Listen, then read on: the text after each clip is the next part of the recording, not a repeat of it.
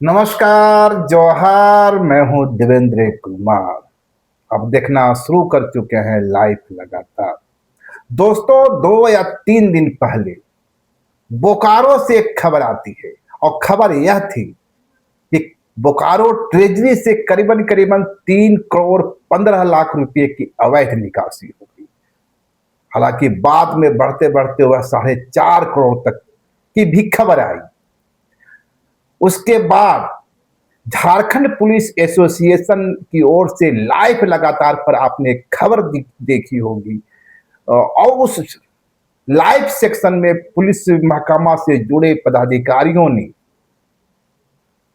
इस मामले की जुडिशियल जांच करवाने की मांग की थी। उनका तर्क था कि पुलिस विभाग में घोटाले हुए हैं या पुलिस विभाग में अनियमित निकासी हुई है और ये पुलिस विभाग के द्वारा ही इसकी जांच की जाएगी तो उसकी विश्वसनीयता सवालों के घेरे में रहेगी।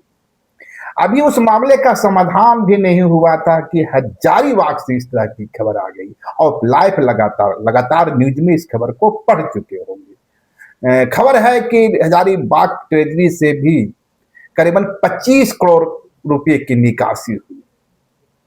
इन दोनों खबरों को सामने आने के बाद भाजपा की ओर से इस मामले में प्रेस कॉन्फ्रेंस किया गया और उस प्रेस कॉन्फ्रेंस में अजय शाह, भाजपा प्रवक्ता अजय शाह ने कई सवाल खड़े किए।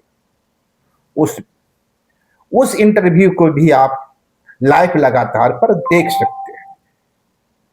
लेकिन इस वक्त मैं आपको एक ऐसे शख्स की ओर ले चल रहा हूं जो बेहद ही शांत, संयमी और पर्दे के पीछे रहकर इस तरह की सारे जो स्कैम होते हैं उसकी पड़ताल करते रहते हैं, उनकी नजर बनी रहती है। जी हां, मैं बात कर रहा हूं लाइव लगातार के वरीय साथी शकील अख्तर की, जिनका झारखंड की पत्रकारिता में एक लंबा वक्त गुजरा है और जो बेहद ही शालीन सब तरीकों से चीजों को रखने के लिए शुभ विख्यात रहे हैं। तो शकील अख्तर जी आपका जो कि विशेष औपचारिकता नहीं, आप भी इसी मंच का हिस्सा हैं और हमारे वरीय साथी हुए।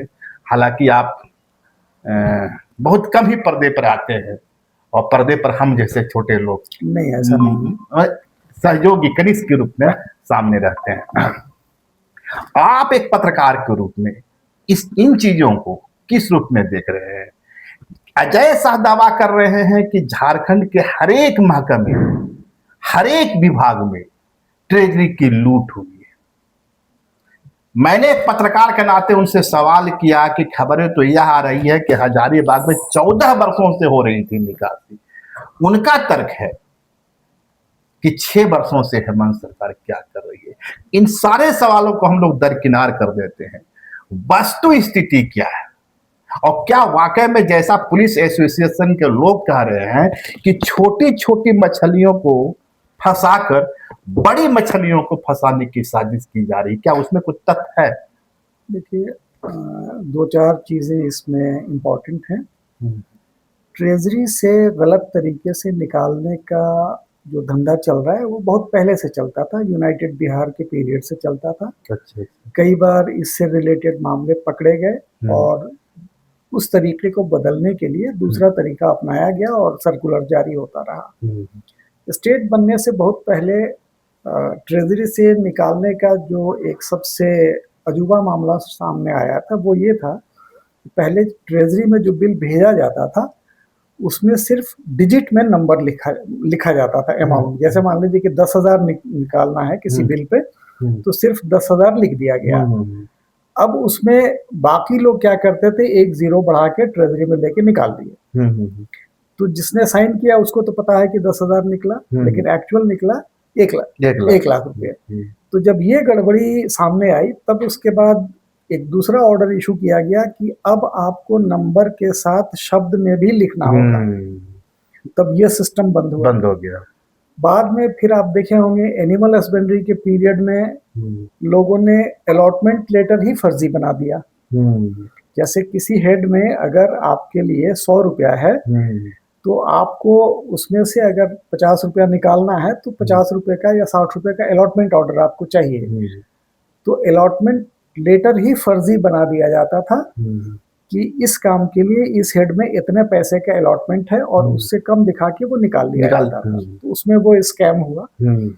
अभी जो ताज़ा मामला है वो है सैलरी हेड से पैसा निकालने का। तो इसमें जब ई पेमेंट सिस्टम अपने यहाँ लागू किया गया था, ट्रेजरी से सैलरी के पेमेंट के सिस्टम, उस वक्त फाइनेंस का सर्कुलर जारी हुआ था कि कैसे आपको करना है और उसमें रिस्पॉन्सिबिलिटी तय की गई थी कि अगर किसी तरह की कोई गलती होगी तो कौन आदमी जिम्मेदार होगा इसके लिए।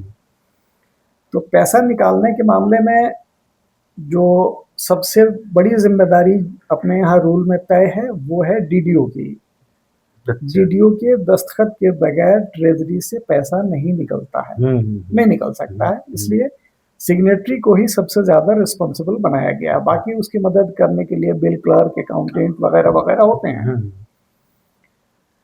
तो इसमें जो गलती हुई है, अभी जो निकालने का सिस्टम लोगों ने बताया सैलरी हेड से, वो कैसे निकला कि कोई आदमी रिटायर कर गया, तो रिटायर कर गया तो उसका पेंशन जा रहा है, सैलरी उसके नहीं जा सकती है।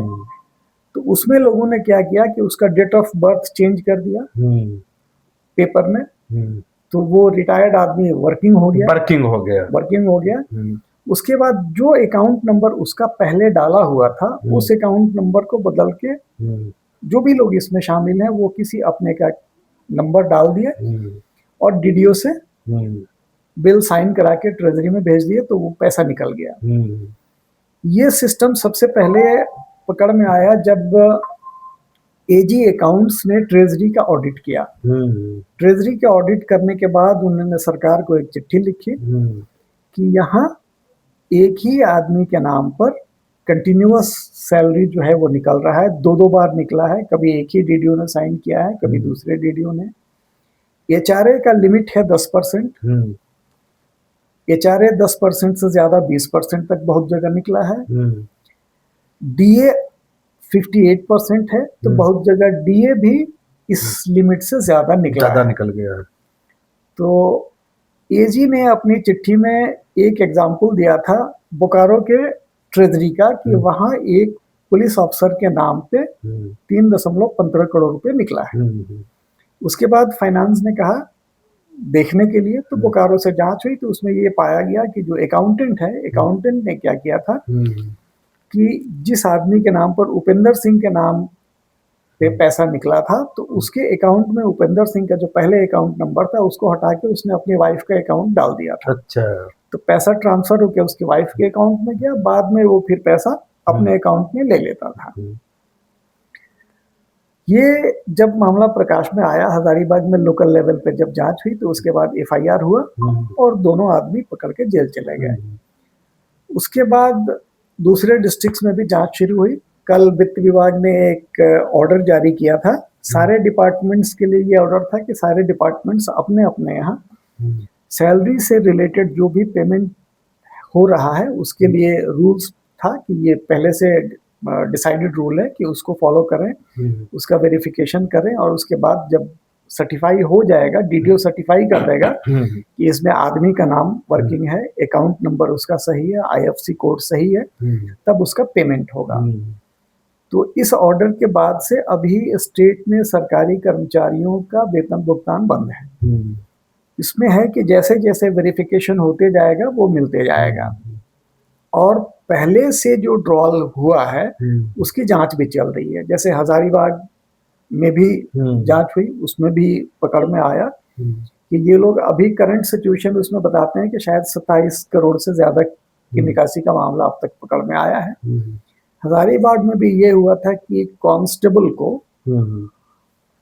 वो काम दे दिया गया था, अकाउंट्स वाला काम और बिल क्लर्क का काम दिया गया था। तो हो सकता है वो अकाउंट्स पास किए थे कि या नहीं, ये नहीं आइडिया है हमको। तो इनसे निकाला जा रहा था। तो हजारीबाग में भी जब निकासी का ये मामला आया तो वहां भी एफआईआर करके 3 आदमी को जेल भेज दिया गया। बोकारो में भी जो मामला आया उसमें भी अकाउंटेंट और बिल क्लर्क को जेल भेज दिया गया है। लेकिन जो अपने यहाँ फाइनेंस में सर्कुलर जारी किया गया था 2017 में, उसी पीरियड से अपने यहाँ स्टेट में ई पेमेंट सिस्टम सैलरी का शुरू हुआ था। तो अमित खरे उस वक्त राज्य में वित्त सचिव हुआ करते थे। उनके दस्तखत से एक सर्कुलर जारी हुआ था जिसमें ये कहा गया है कि बैंक अकाउंट में गड़बड़ी करके या आईएफसी कोड बदल कर इस लेवल पे अगर कोई गड़बड़ी करके सैलरी हेड से पैसा निकला है तो इसके लिए डीडीओ जिम्मेदार होंगे।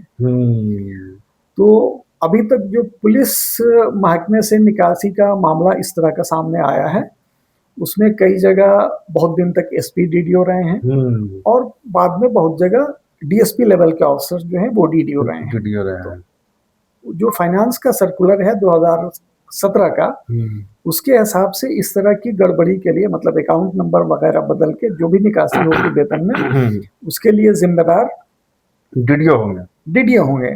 तो यहाँ बहुत अभी डीएसपी डीडीओ हैं, बहुत जगह एसपी डीडीओ रहे हैं, बाद में डीडीओ बनाया। तो जिसके पीरियड में भी निकासी होगी कानूनी तरीके से, उनके लिए भी परेशानी पैदा हो सकती है। बट अभी तक किसी डीडीओ के खिलाफ कोई कार्रवाई नहीं हुई है। नहीं तो अभी तो जांच प्रारंभिक स्तर पर है ना। तो जब जांच आगे बढ़ेगी, बेसिक चीज है कि जिस मामले में आप जांच करके एफआईआर करके 2 आदमी को भेज दिए, उस मामले में जो डीडीओ था उसकी जिम्मेदारी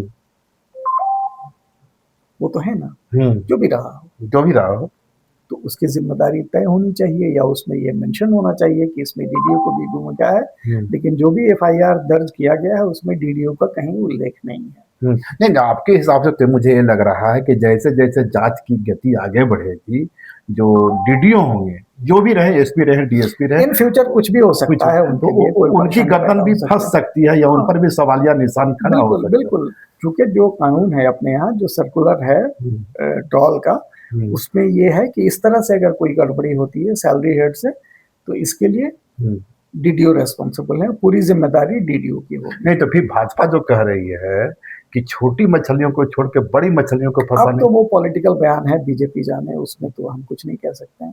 नहीं, उनका एक सवाल यह भी है कि ये उनका इशारा है कि झारखंड के दूसरे जो विभाग हैं और दूसरे जो हर जिले में जो ट्रेजरी, वहां से भी निकासी हुई है। ये क्या सिर्फ पॉलिटिकल एक बयान है या? हाँ बिल्कुल, सारी जगह पे जांच चल रही है।